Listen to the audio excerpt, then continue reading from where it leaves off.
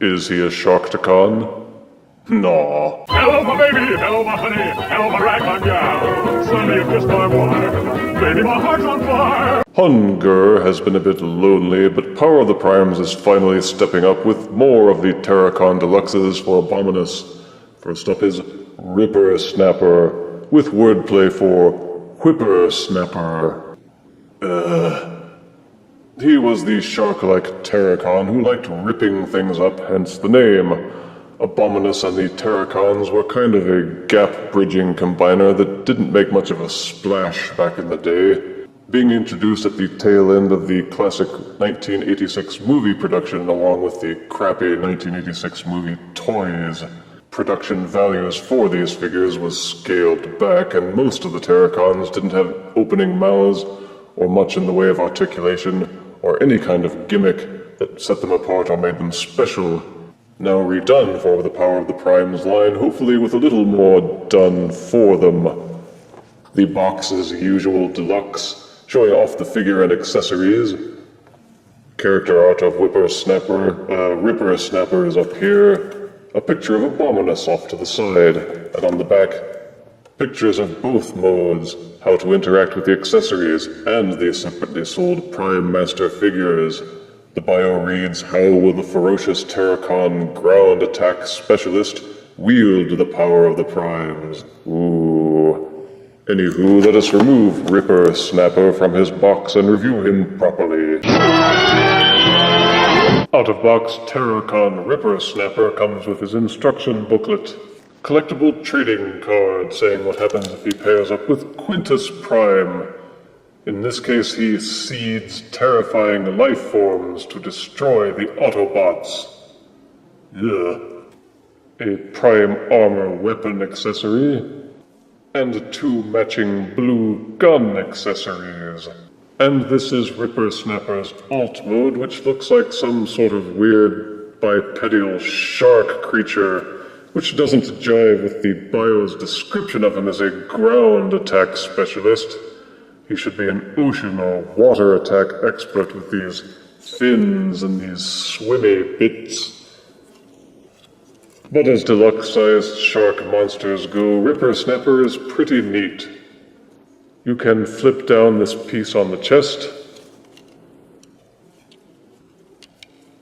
and plug the Prime Armor onto his underbelly.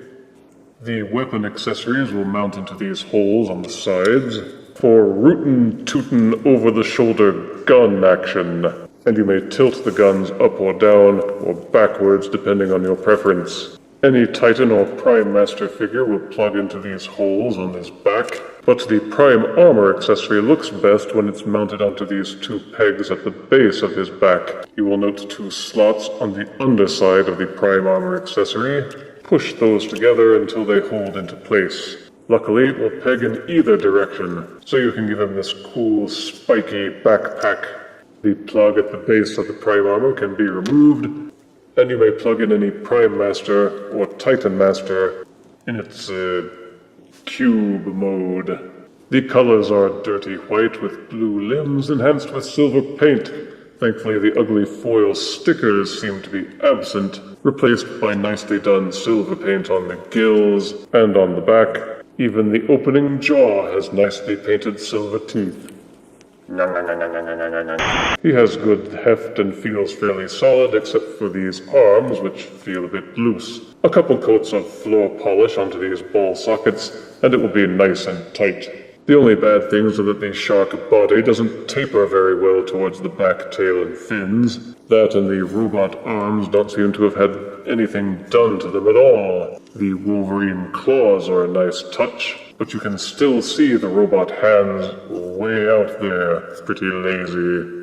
But as a beast, Rippersnapper has articulation. His arms are on ball sockets and will splay outwards and rotate fully. Ditto for his ball-socketed elbows. There's a mushroom peg at the front, so the hands will swivel, meaning that you can rotate the claws any direction that you like. There's no waist rotation, but the hind legs are ball-socketed and will spin 360 degrees, and also rotate outwards, and these chicken legs will rotate forwards, but there are no other joints to speak of. The rear shark tail can be rotated up and down a little bit, so unlike Generation 1 Rippersnapper, which was a bit of a break, you may put your Rippersnapper into several cool lungy action poses. Grrr. Transforming Rippersnapper from beast to robot isn't overly difficult. The robot wears the beast head as a cap. Simply take that and fold it backwards. Then use these hinges to angle the beast head until it pegs into these grooves. Rotate the beast head so that it's facing forward. Rotate the robot wrists so that they are pointing up. This part of the transformation is familiar to anybody who has a Combiner Wars Deluxe or another Power of the Primes Deluxe. The body splits open, revealing the robot thighs.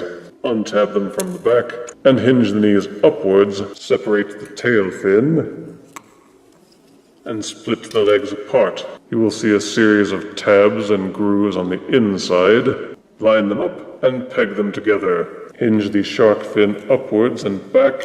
It should fit in like a piece of a jigsaw puzzle. Rotate the waist 180 degrees so that the knees are facing forward. Fold the beast leg hinges until they are lying flush against the knee. Then use this peg hole and this peg and snap them together. And this is Rippersnapper as a robot. It's disappointing that they didn't do anything with the arms besides spin the claws a little bit. And folding up the monster legs and back is the only thing done to transform them. They're still just hanging off the sides here. Those who have transformed any Combiner Wars Deluxe figure will grasp this one intuitively, and you may not even really need the instructions. He looks good, the colors coordinate well, and he has lots of good painted and sculpted detailing. He has a sort of thuggish look to the robot head, which fits well for a Terrorcon. You may flip down this panel at the front and plug the prime armor accessory into his chest, making him look chubby. Either one of the gun accessories can be mounted into his wrists. You may also still plug them at the back of the beast head for a sort of Combaticon onslaught appearance, and the prime armor will also fit into either one of his hands to hold as a sort of clawy weapon thing or a shield if you prefer to think of it that way. Rippersnapper has excellent articulation with a ball-socketed head that will rotate and nod back and forward a little. The shoulders are hinged and ball-socketed for full rotation and splay. The elbows are similarly ball-socketed for wide range of motion. The wrists will spin in their sockets, and waist rotation is included. Ball-socketed hips are included, which will kick forwards and backwards, and rotate at the upper thigh. The knees have a good 90-degree rotation in spite of the thick kibble. There are no feet, but his heel spurs are wide enough that you can put him into many cool poses and not worry about him falling over. As you might guess, transforming from robot to arm is easiest for Rippersnapper. Rotate the head backwards. Rotate the combiner port so that the peg is facing outwards. Rotate the arms so that they are facing inside out. Then take this slot and peg it into the side of the beast body. Rotate the wrists so that the claws are pointing outwards. And make sure that the beast head is pegged into these tabs at the back. Depending on whether or not he's a left or right arm, rotate the waist rotation accordingly. Transform the prime armor accessory into a hand and jam it into this hole at the base of the figure. And this is Rippersnapper as an arm. It doesn't look too bad. Even the beast parts hanging off the sides kind of look like they're supposed to be there, except for these arms. But he has the same robust articulation as any combiner limb. And I admit I can't wait to see a completed Abominus. Transforming from beast to leg is perhaps easiest. Take the shark fin and rotate it forward on these hinges, and peg the fin section in here between his legs. Take the hind legs and rotate them fully forward until they are tucked together tightly. Take this peg hole on the side of the leg and put it into this peg at the side of the body. Pop the head backwards. Use these hinges to angle these tabs into these grooves. Rotate the combiner port, turn the robot head backwards, and point the combiner port upwards. Take the robot arms and rotate the elbow ball socket until this tab is pointing on the inside. Plug it into this groove at the side of the body. Rotate the claw section until the hand peg hole is pointing downwards. Take any Power of the Prime's Voyager figure's Prime armor accessory and plug it into the hole at the base to complete the leg. As a leg, he looks alright, although again, the robot arms seem to have been largely ignored. The beast head at least makes a good kneecap, and you can still plug the weapon accessories into the sides for storage purposes. And whether he is an arm or a leg, there's no denying that he'll look pretty good on Abominus. For size comparison, here is Deluxe Rippersnapper, next to Titan Master Overboard.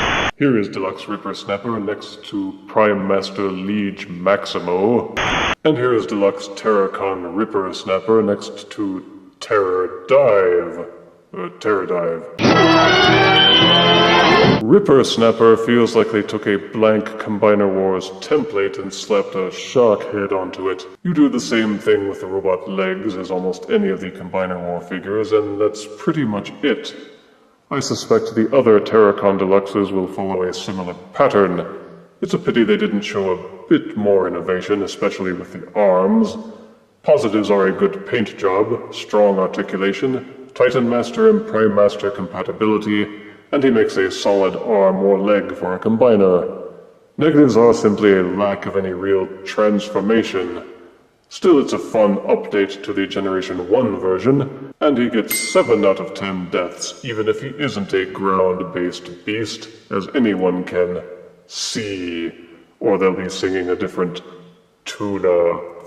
If you refuse me, honey, you lose me, then you'll be left alone, oh baby, tell them all, and tell me I'm your own.